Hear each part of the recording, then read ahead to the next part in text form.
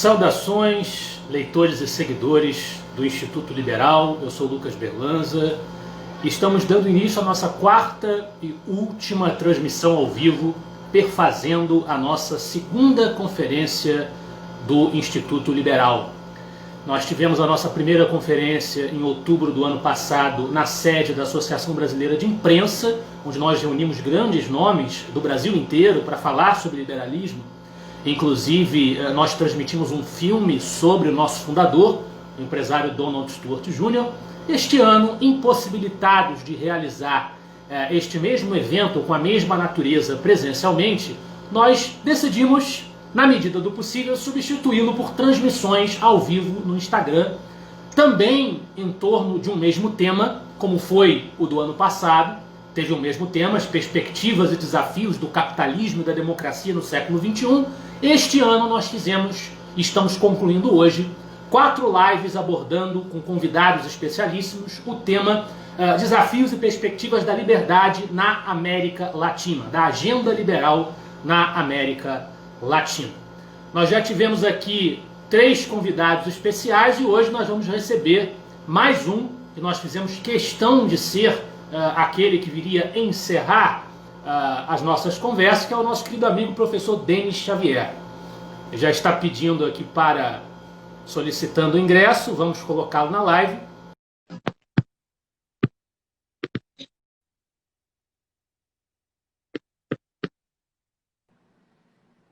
Lucas, meu amigo. Boa noite, professor. Como é que você está? Tudo bem? Tudo bom? Tudo bem, graças a Deus, na medida do possível. Baita Seja prazer. muito bem-vindo. Oi? Baita prazer falar contigo sempre.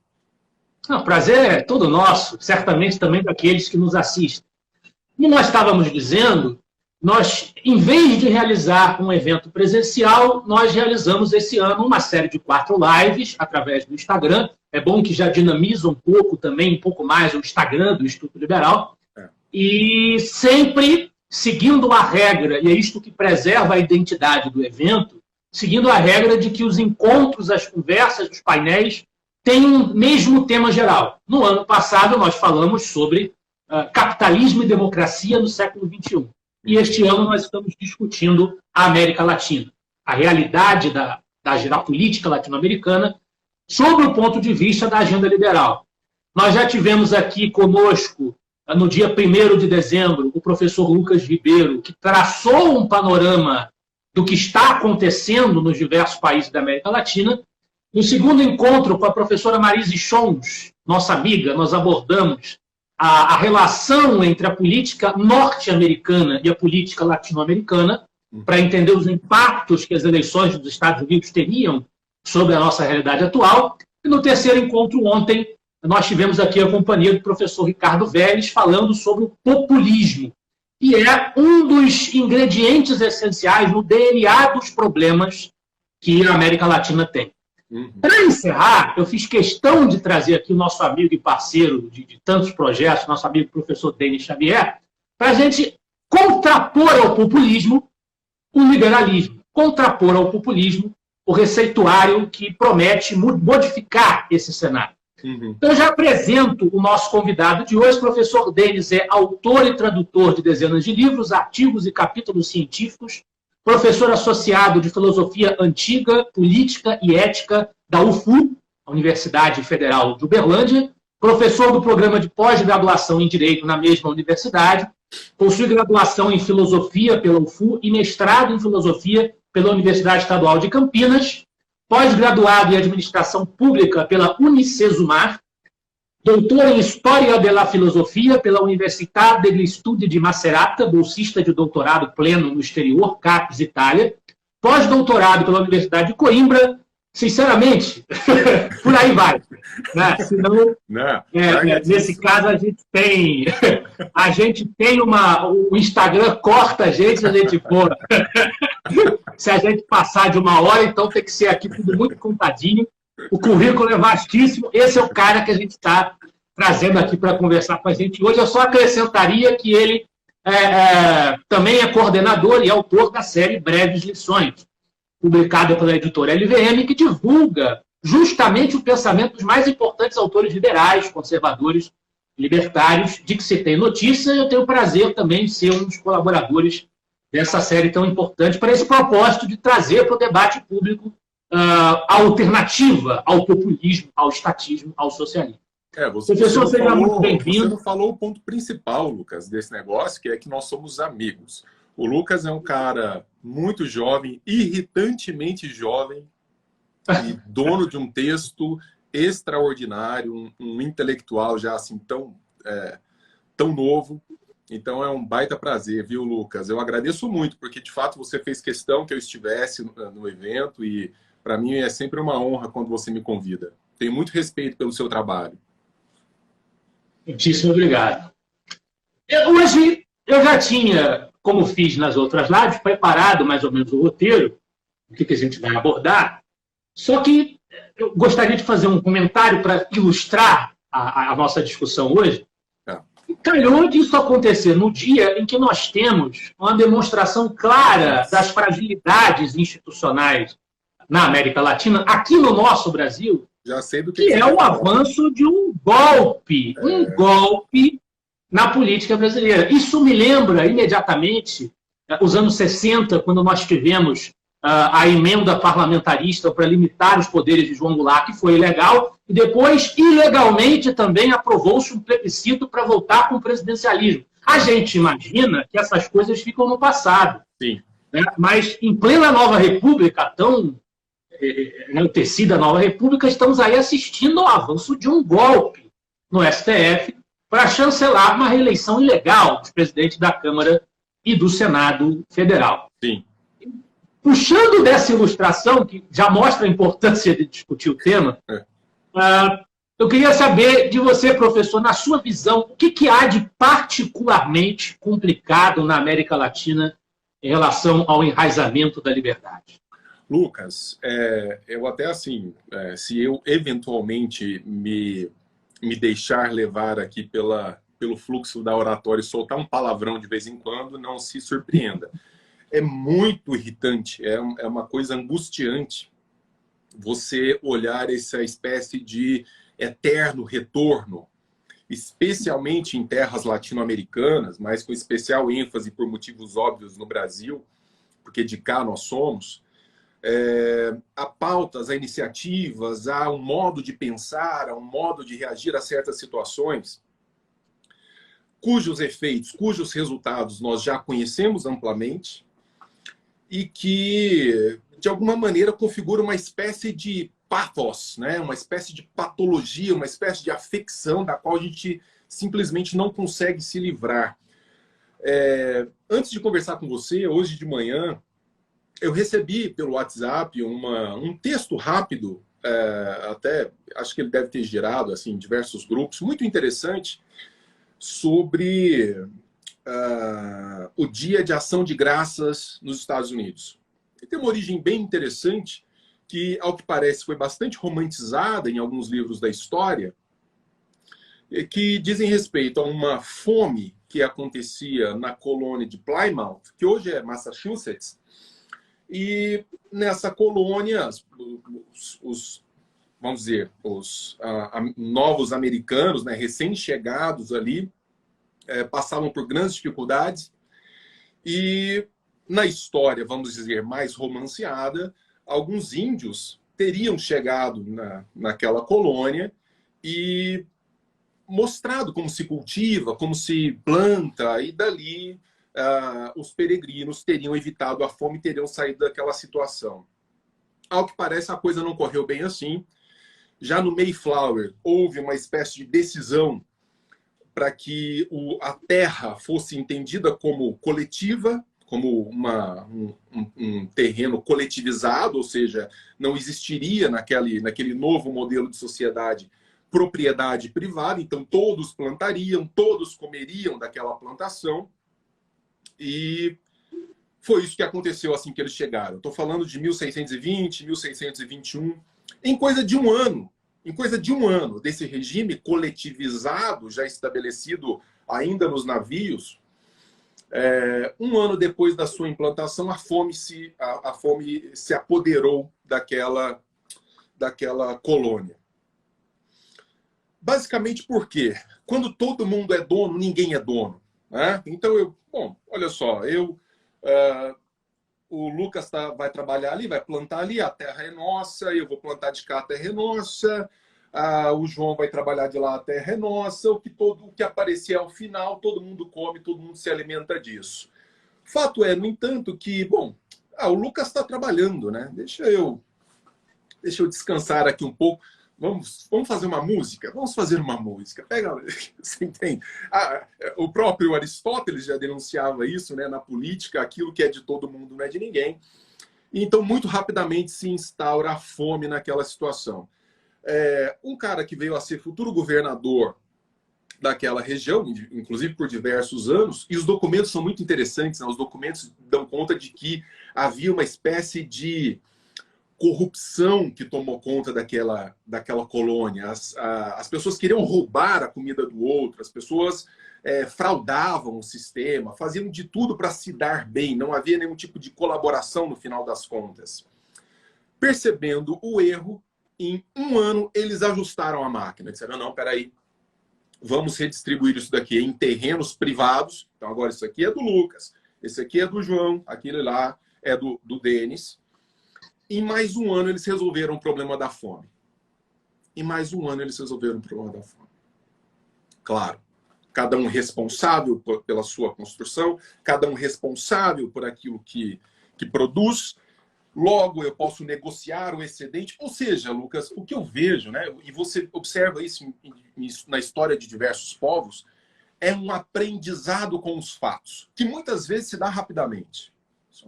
Eu estou seguindo aqui por um caminho que evidentemente não me traz bons resultados, ainda que contraintuitivamente eu vou apostar nesse outro aqui, que me traz resultados melhores. Eu estou falando de uma história do começo do século XVII. Do começo do século XVII. E daí quando você vê na América Latina, o que está acontecendo, por exemplo, hoje no Chile, que foi até ontem um exemplo extraordinário, se não extraordinário, mas um bom exemplo do que nós poderíamos ter aqui nesse pedaço de terra, né, perdido no mundo, com políticas liberais, com políticas liberalizantes, com pensamento mais aberto às liberdades. Eles estavam experimentando ótimos resultados, mas tempos bons geram povos, geram homens fracos, né, homens que cedem a qualquer... Talvez, eu não tive oportunidade ainda de ver a fala sobre populismo do professor Vélez, que você teve ontem. Eu quero entrar no Instagram que está lá, né? Eu já vi que está por lá. Porque é isso, a pauta populista... Todos os vídeos dessas 4 lives já estão no Instagram e serão disponibilizados depois nas demais redes sociais do IEL, no YouTube e no Facebook. Eu estou muito ansioso para assistir a fala do Vélez. Mesmo porque é esse o grande ranço, né? É essa a grande, vamos dizer, o grande arcabouço que dá sustentação a tudo que de errado nós temos feito no que diz respeito a um modelo civilizatório, a um modo de pensar as coisas. Ou seja, eu não sei por que cargas d'água, talvez isso se explique também por uma espécie de modelo formativo que nós assumimos no curso da história, que nessa insistência de certas pautas destinadas à falência, que geram, em última instância, coisas absurdas como essa que nós estamos vendo aí. Nós estamos vendo, isso é muito típico de repúblicas de bananeiras, né? Essas zumbilândias que estão aqui na... Outro dia eu estava vendo o Brasil, num ranking de 140 países, 120 países, ocupa a posição de 105, 110 nas liberdades econômicas. Sabe, como pode? Como é que a gente avança numa posição, depois caímos 2? É uma insistência num modo de ser, num modo de pensar, num modo de agir, que está muito impregnado. E daí, quando você vê, Lucas, a academia, e quando você vê as redações de jornais, todas retroalimentando esse discurso, né, de que não, o mundo é que está errado e nós é que estamos certos na defesa dessas ideias, você fica um tanto preocupado. Mas em resposta a tudo isso, em reação a tudo isso, ao socialismo, ao populismo, ao centrismo fluido e patrimonialista que marca a grande parte da nossa classe política, a gente assistiu nos últimos anos, assistiu e participou, modesta parte, né, eu e você, e muitos dos nossos amigos, a emergência de movimentos teóricos e de ativistas que vêm batalhando por defender uma plataforma liberal mais consistente, com as suas diferenças, mas mais consistente. E isso na esteira da formação de think tanks, não é o caso do IEL, porque o IEL é o mais antigo, mas ele participa desse processo, organizações editoras como a LVN, que é a nossa casa editorial. Que contribuição você efetivamente acredita que esses movimentos, essas iniciativas podem prestar a esse cenário desses países da América Latina? De que forma essas instituições, organizações, podem ser efetivamente úteis para esse objetivo? Lucas, a gente traçou esse quadro muito negativo, né? Eu tracei esse quadro muito negativo, de base histórica, dizendo que o quanto isso nos afeta enquanto povo, enquanto isso afeta a história do nosso país. No entanto, há de fato esse outro lado.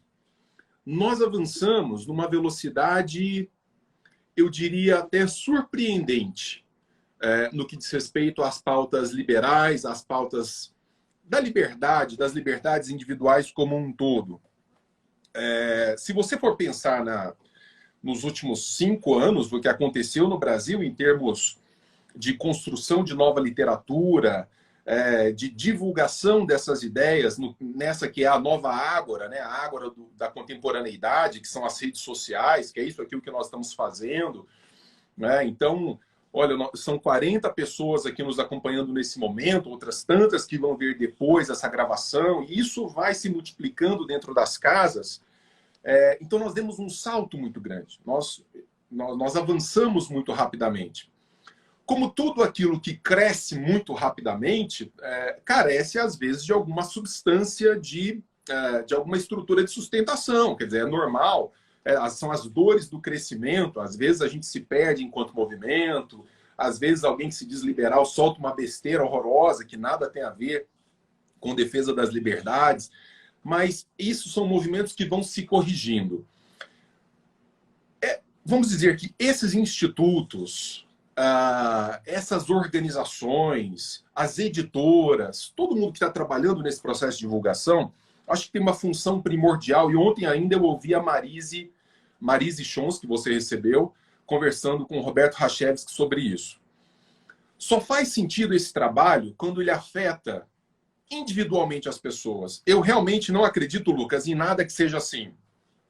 Nós vamos conseguir fazer uma mudança na estrutura da educação brasileira. Nós vamos conseguir fazer uma mudança na estrutura da política brasileira. Sabe esses discursos muito genéricos, né? Assim, que apontam para o macro?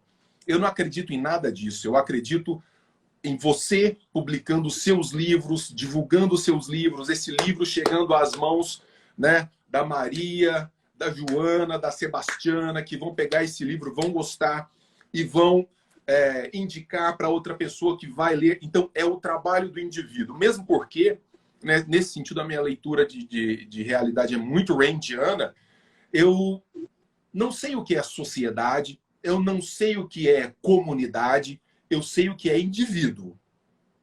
O Lucas, o Roberto Rachevski, a Marise Chons, o Denis Xavier, o Hélio, o Alex. Eu sei do indivíduo, mas dessas coisas genéricas, dessa mentalidade aberta, eu não sei o que é. Então, não acreditar em político, não acreditar em governo, não acreditar em Estado, não acreditar em saídas coletivistas, mas apostar nos indivíduos e nas suas capacidades subjetivas de mudar o seu microcosmo. Ali, meu amigo, na hora que a coisa começa a contaminar, e aí no bom sentido, esse microcosmo, nós temos um movimento de impulsionamento extraordinário. Isso está acontecendo, isso está assustando e vai continuar a acontecer. Eu acho que é um movimento irreversível. Acho que é um movimento irreversível. Não acredito mais na reversibilidade desse movimento.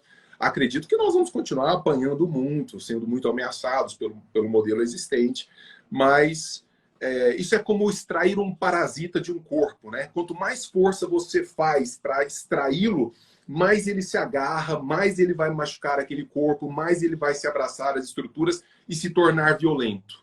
Então nós podemos esperar isso. A universidade vai ficar mais violenta, as mídias vão ficar mais agressivas e nós temos que estar preparados para isso. De que maneira? Construindo bibliografia, fazendo o que nós estamos fazendo, com o apoio de todo mundo que está ouvindo. Porque não é um corpo passivo. Antes, pelo contrário. São eles que vão lá, dentro do seu microcosmo, realizar a mudança. Que vai acontecer. Então, falando um pouco sobre esse parasita, que a gente precisa extirpar, especificamente sobre as universidades, que você conhece tão bem, como você entende que esteja hoje o estado das universidades? Qual é a responsabilidade que você enxerga nessa elite intelectual e cultural que de lá sai, que lá se forma, para a realidade prática, concreta da vida pública brasileira hoje, do estado em que ela se encontra? Qual é o peso que uma coisa tem sobre a outra? Eu acho que quando você faz uma análise da estrutura geral, da composição disso que, lato sensu, nós chamamos de sociedade, Lucas, eu acho que o ambiente mais deletério existente hoje é a universidade brasileira.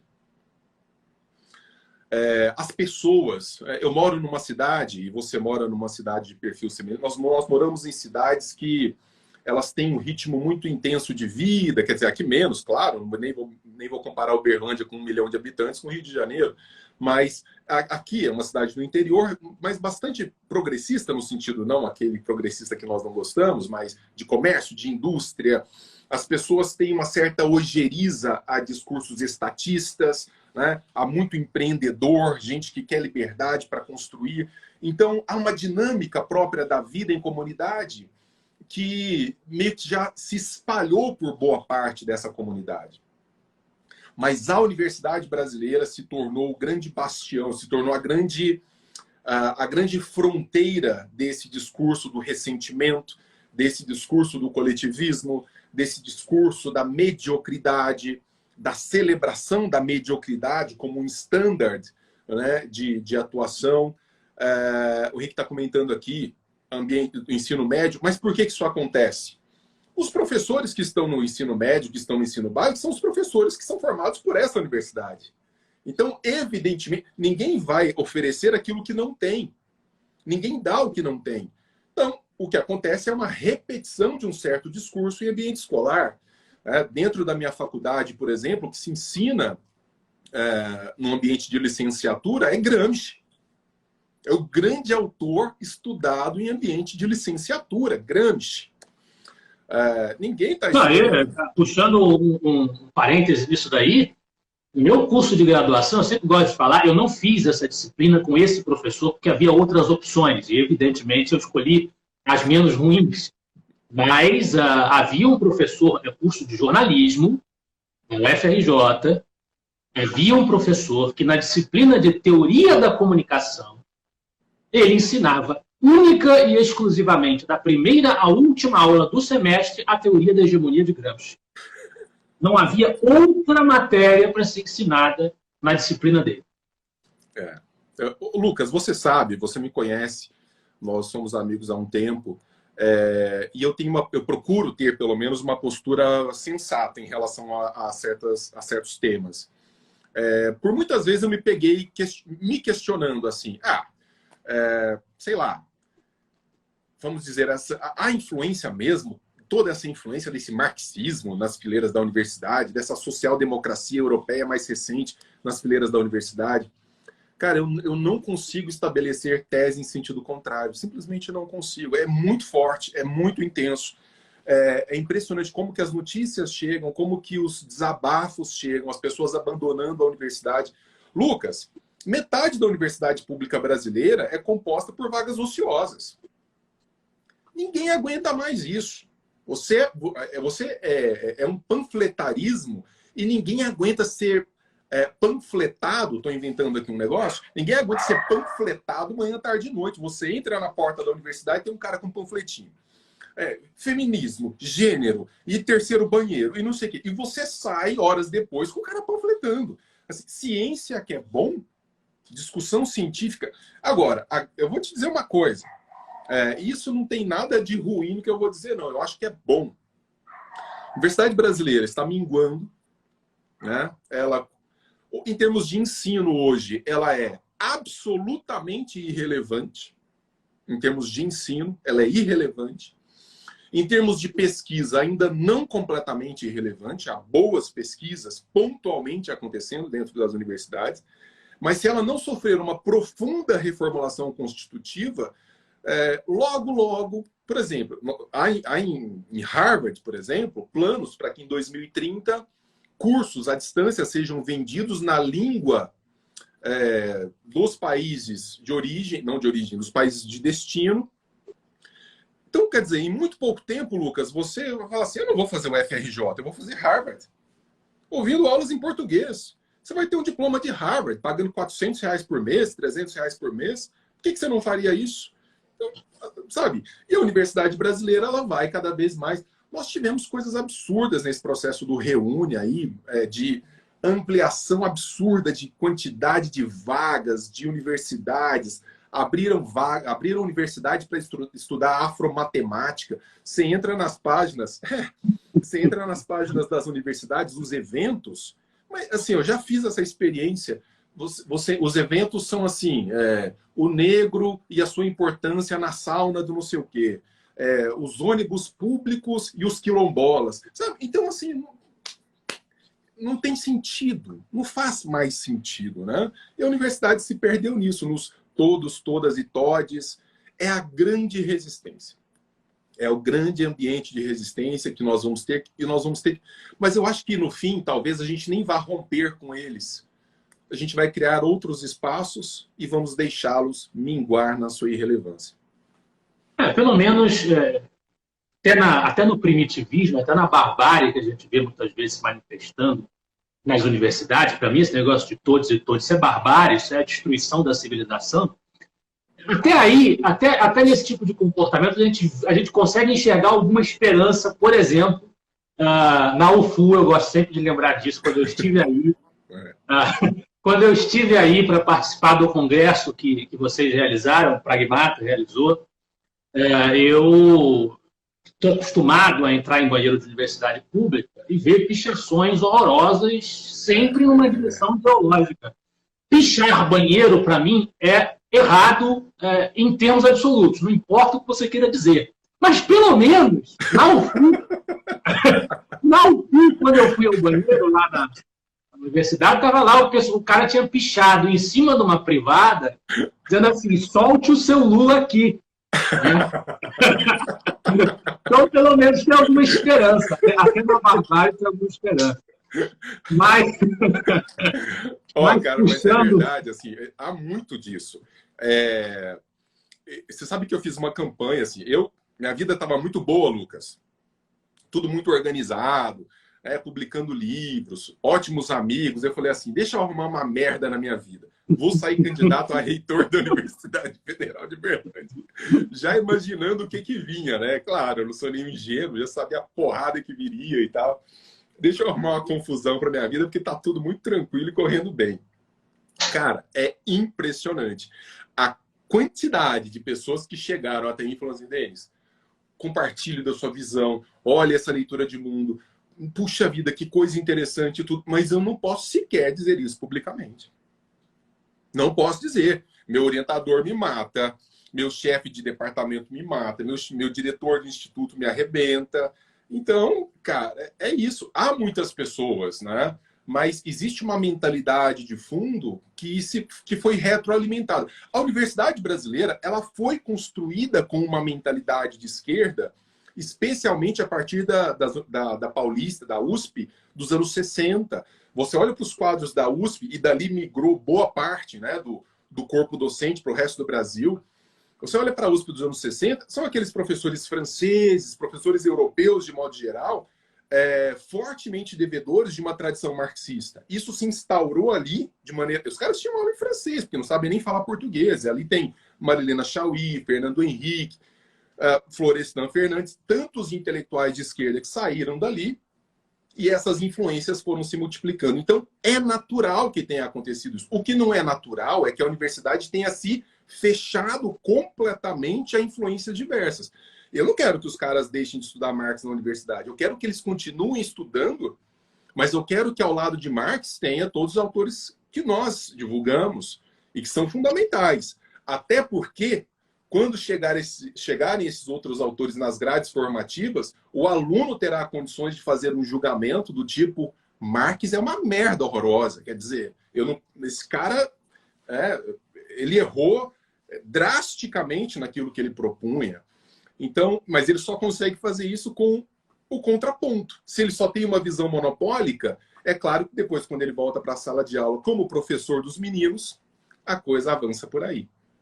Eu também não posso, pessoalmente, eu não posso, não estou autorizado pela minha própria experiência a negar essa hegemonia, essa prevalência da esquerda na universidade. O que eu experimentei foi sumamente isso. Meus professores, fundamentalmente, eles privaram da amizade do Foucault, eles eram amigos do Foucault.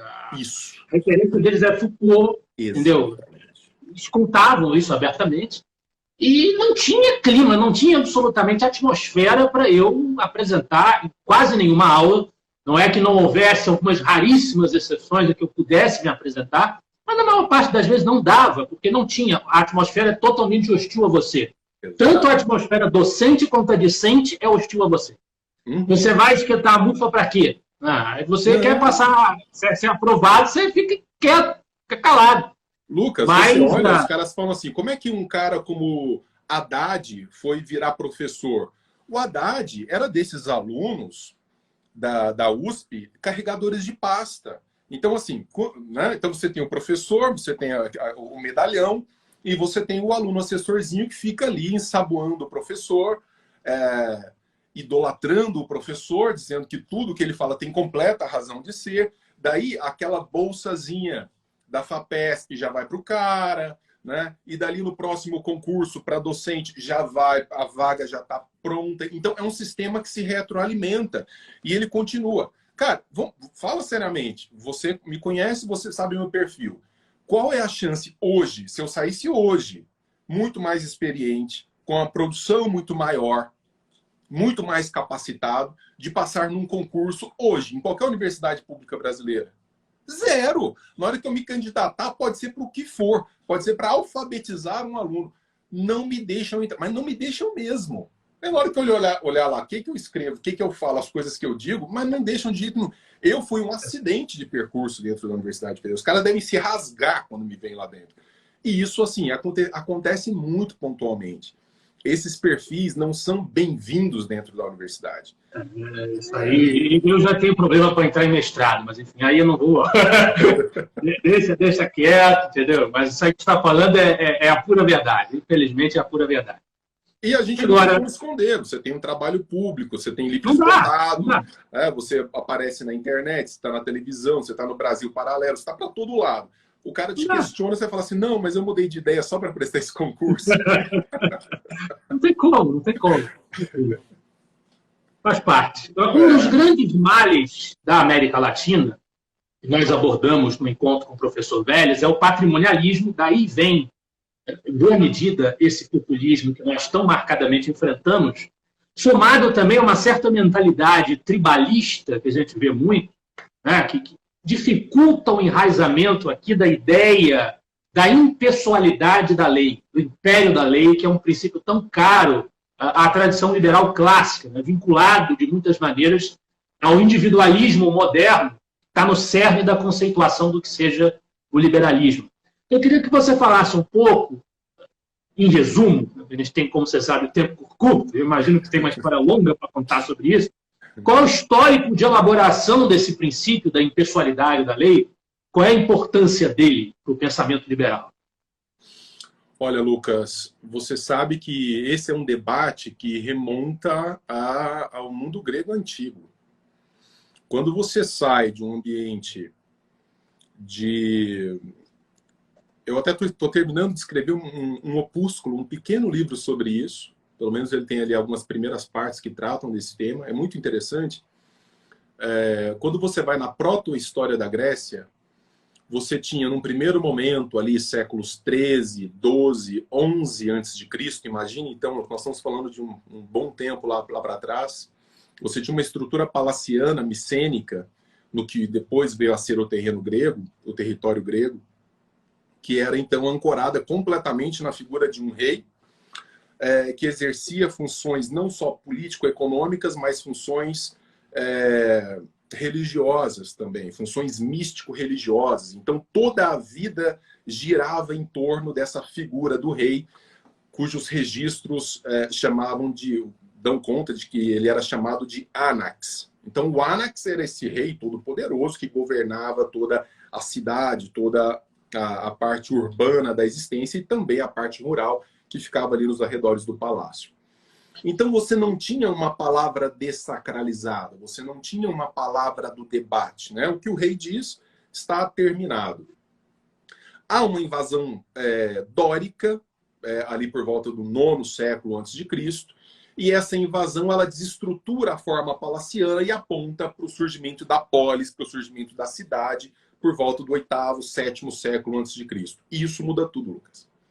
Isso muda tudo porque o grego, tal como aqueles peregrinos de Plymouth em 1622, os gregos do 7º século a.C., eles perceberam que a vida na cidade ela deve ser a vida da palavra livre, da separação entre as coisas que são privadas e as coisas que são públicas, e os gregos foram o primeiro povo a estabelecer com clareza essa diferença. Quer dizer, o que eu faço no ambiente do meu daimon, do meu povo, é diverso do que eu faço no ambiente da minha família.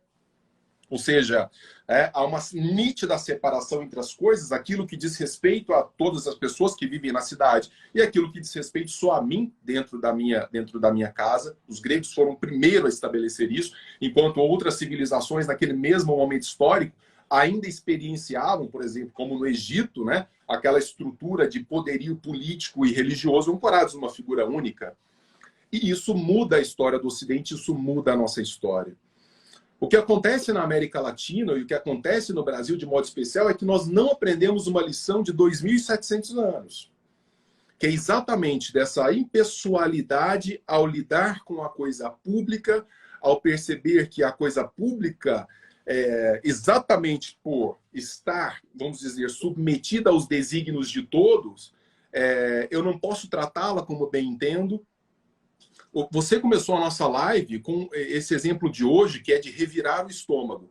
Você tem um STF que pede dia e noite por um cabo e um jipe. Como é que é lá, que aquele filho do nosso presidente falou lá? Cabo e um soldado. Um cabo e um soldado, para ser fechado, porque é impossível alguém pegar um dispositivo constitucional sem qualquer tipo de margem hermenêutica e dizer assim, não, espera aí. Deixa eu ler aqui de uma maneira diferente. O dispositivo constitucional está falando assim, a parede é branca e o céu é azul. Olha, mas nada impede de você entender que essa parede branca ela é meio cinza. Né? Mas como? Quer dizer, você entra no ambiente hermenêutico para dizer, olha, quem manda aqui?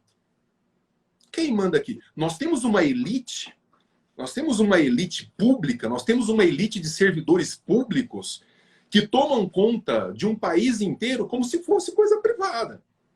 Né? Então você tem lá promotores públicos de São Paulo que falam assim, nós temos que ter prioridade para tomar vacina. Por quê? Porque a gente convive muito com as outras pessoas. Mas... Não, o país está quebrando, né? Está quebrando. O Brasil quebrado é um pleonasmo. Mas no momento de crise. Não, mas vamos discutir aumento de salário para agentes públicos, para servidores públicos. Eu escrevi um comentário, e agora até saiu, nem divulguei, mas saiu no Instituto Liberal um artigo meu sobre uma série que tem no Netflix, para quem quiser conferir, eu recomendo, uma série dinamarquesa, Borgen. É uma série de 2010, ela teve 3 temporadas, vai ter uma 4ª em 2022, que fala sobre a política dinamarquesa, a intimidade da política dinamarquesa. Os escândalos que acontecem na política dinamarquesa, você observa, o primeiro-ministro dinamarquês, no primeiro episódio da série, na primeira temporada, o primeiro-ministro dinamarquês, que, aliás, é um primeiro-ministro liberal na política, do partido à direita, no debate político dinamarquês. O sujeito ele tem uma esposa histérica, a esposa dele dá um ataque numa loja e diz: você nunca me dá nada, você nunca me dá presente, eu quero que você compre isso aqui para mim agora. E o sujeito estava só com o cartão do governo. Ele disse: putz, minha esposa não vai me deixar em paz, eu vou comprar esse negocinho, depois eu pago, reponho o dinheiro, né? Pago ao Estado, não vai ter calote nem nada, vou fazer isso aqui só dessa vez e segue a vida. E o governo dele caiu por causa disso. O governo dele caiu por causa disso. Você não imagina uma coisa dessa. Os caras nunca vão entender o que é o Brasil. Não, cara. Eu me lembro desse fato. Eu me lembro desse fato especificamente. Isso chamou muito a minha atenção. Eu lembro que era uma conta de uma coisa assim de poucas centenas de reais, sei lá, R$1.000, R$2.000. Era uma coisa pouca, era um negócio banal que o sujeito realmente poderia se dispor a... Não, assim, derruba o governo.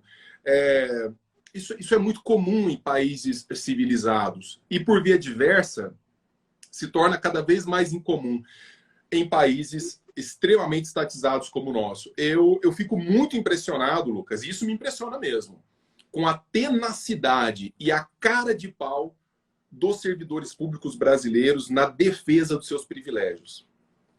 Eu sou um servidor público, eu sou um professor de universidade federal, e às vezes me envergonho do que os meus pares, enquanto coletividade, patrocinam em termos de ideia, como se estivessem fazendo alguma coisa que tivesse algum sentido. Nós estamos agora, para você ver o que é o desprezo com a coisa pública, o que é essa ideia de patrimonialismo, ou essa pretensão muito bem realizada de domínio privado da coisa pública. Nós estamos há 1 ano discutindo o retorno ao trabalho nas federais. Estamos há 1 ano. As escolas particulares, as universidades particulares tiveram que se virar em 15 dias, 20 dias. Encontraram uma solução, falaram assim: nós temos que atender a clientela. Eu quebro, eu fecho. Não. Em nenhum momento houve uma ameaça sequer aos nossos ganhos. Em nenhum momento houve uma ameaça sequer do tipo, vamos tirar 10% dos salários dos servidores públicos, que na média são salários muito superiores àquilo que se paga na iniciativa privada. Nunca, nunca. Não houve nada disso. Simplesmente ora, em bom português, como nós estamos recebendo, não há ameaça de desemprego, e nós somos sustentados com dinheiro público, podemos simplesmente ficar aqui a filosofar sobre a eventualidade do retorno das aulas. E aí os conselhos superiores de universidades se reúnem naquele grau hipócrita, solene, né, de falar assim: olha como nós somos maravilhosos e inteligentes, para sair com soluções do tipo: olha, beleza, quem quiser dar aula dá, quem não quiser não dá, quem quiser ter aula tem, quem não quiser não tem. Que foi a solução aqui. Cara, eu teria vergonha. Eu teria vergonha de ir a público, assim, sei lá, como reitor ou como um pró-reitor e falar assim para a televisão: olha, assim, nós acabamos de sair de uma reunião do Conselho Superior com a seguinte solução. O professor quiser dar aula, dá, não quiser não dá. É ridículo, é patético. É patético. Agora, ninguém disse assim: espera, a aula vai ser EAD, vai ser obrigatória, meu amigo. O semestre corre, todo mundo trabalhando. Ah, mas tem alunos que não podem. Ok, nós vamos utilizar a estrutura da universidade, a gente vai atrás da iniciativa privada, vai se matar para dar um tablet na mão do aluno pobre com um chip para ele ter acesso às aulas. Mas, cara, que, diga-se de passagem, sai muito mais barato. Né? Pelo amor de Deus. Muito mais barato do que o desperdício de ficar esperando. Né? Claro, claro. Não faz o menor sentido. Você, na verdade, barateou muito o processo. As universidades fechadas, a conta de energia cai muito, conta de água, fica barato, deixa esse trem fechado. Que diferença está fazendo para a vida da comunidade? Não, é uma pergunta que a gente tem que se fazer. Nós somos muito arrogantes, não? A universidade, o que acontece lá dentro do mundo e não sei o que, não sei o que. Sim.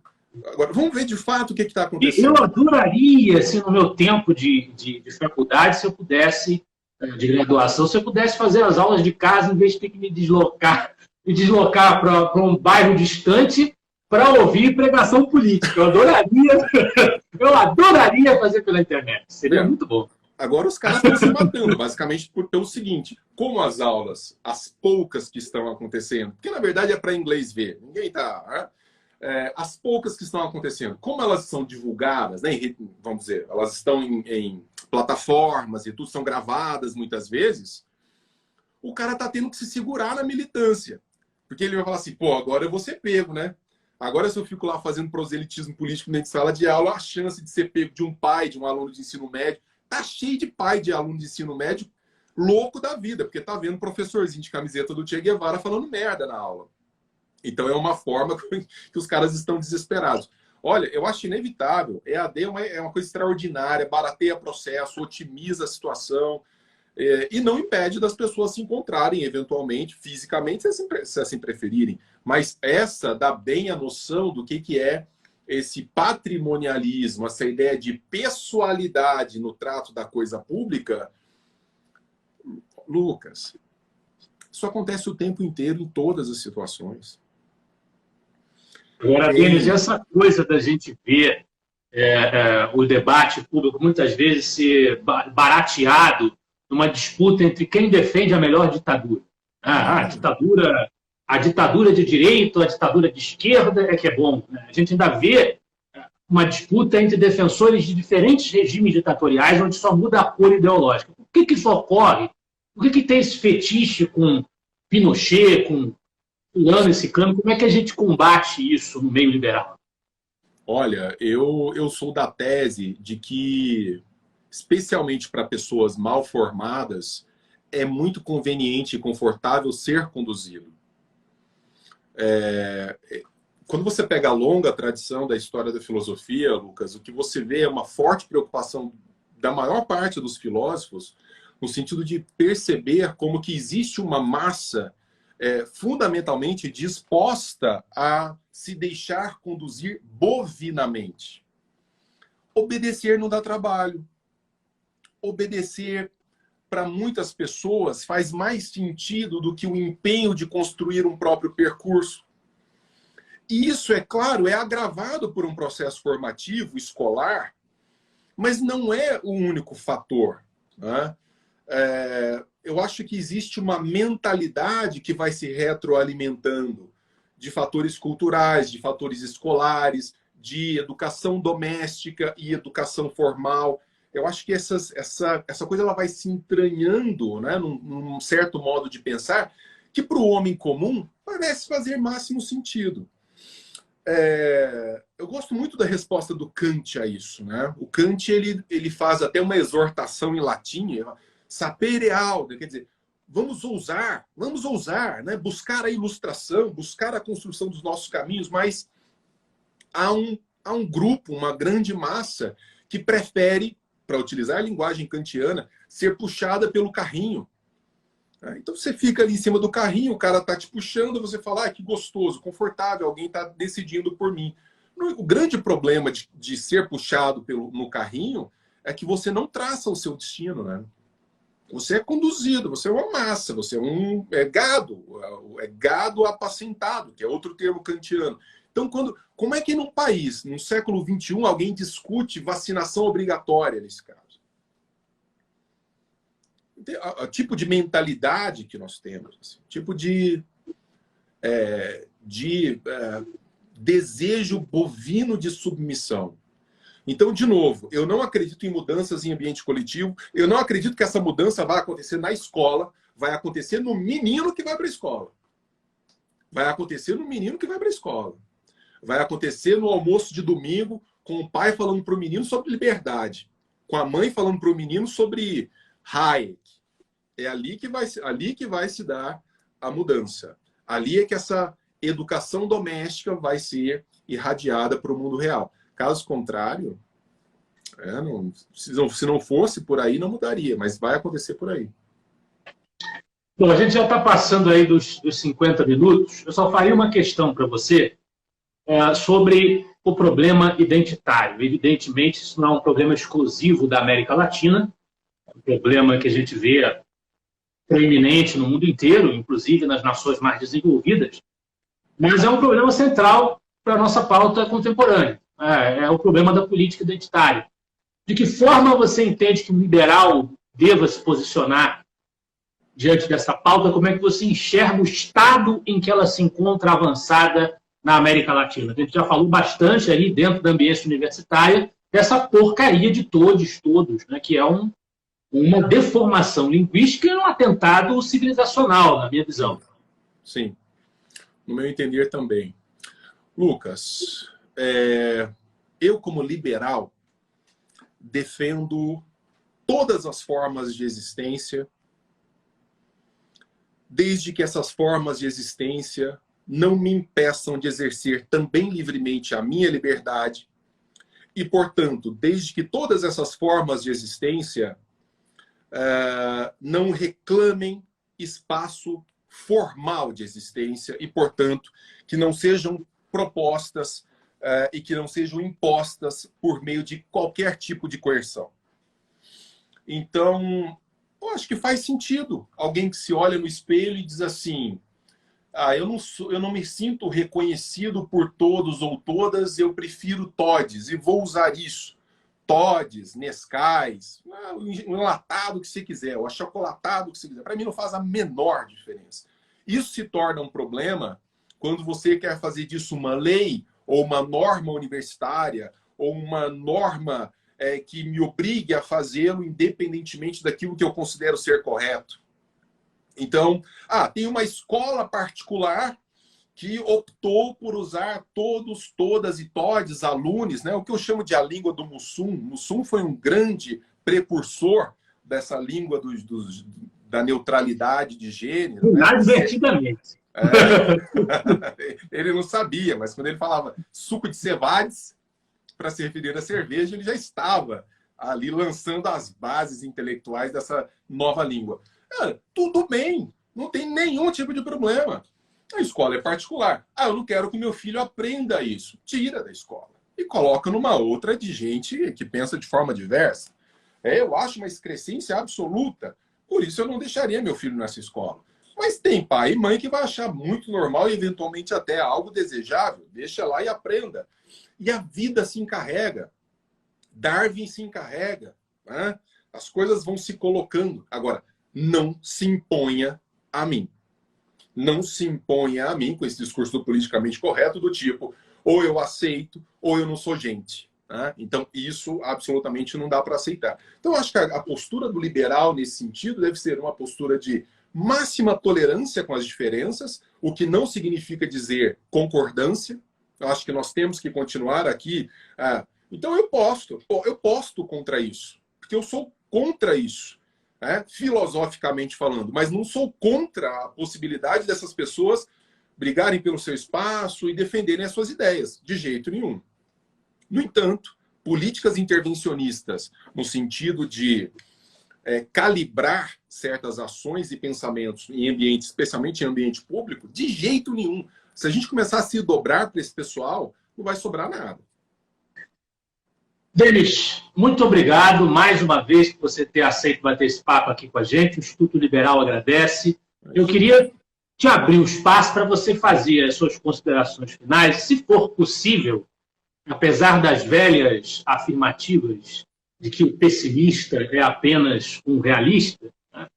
Tentar encerrar a nossa conferência do Instituto Liberal, está na tua mão esse encerramento, tentar encerrar com alguma mensagem positiva o público que nos assiste. Lucas, eu acho que nós dois fazemos o trabalho que nós fazemos porque nós temos uma visão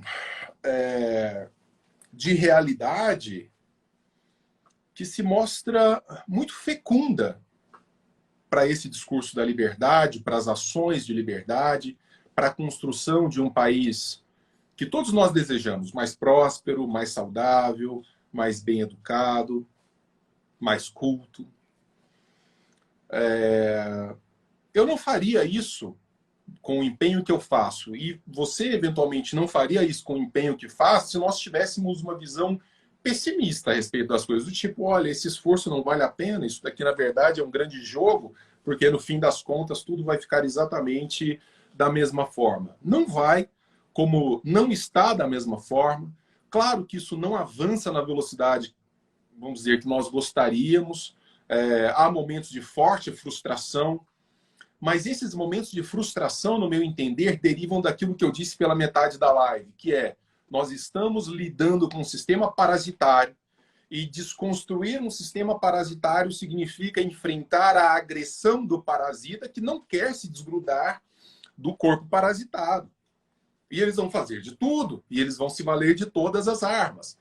Cabe a nós empenho constante, e nós temos tido empenho constante, eu falo nós, todos que estamos aqui, coragem, né? Essa ousadia, mas mais do que isso tem me deixado muito feliz.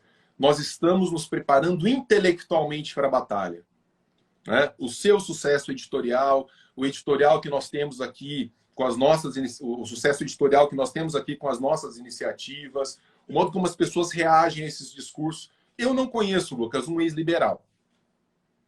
Eu acho que isso é muito indicativo. Eu não conheço um ex-defensor das liberdades individuais. Eu conheço ex-socialistas, eu conheço ex-comunistas, eu conheço ex-estatistas, ex-coletivistas. Um ex-individualista, um ex-defensor de liberdades individuais, eu não conheço. Esse eu não conheço. Que, uma vez travando contato mais criterioso com aquilo que nós defendemos, tenha abandonado essa causa. Vai acontecer, é irrefreável, já está acontecendo, e que nos aguentem.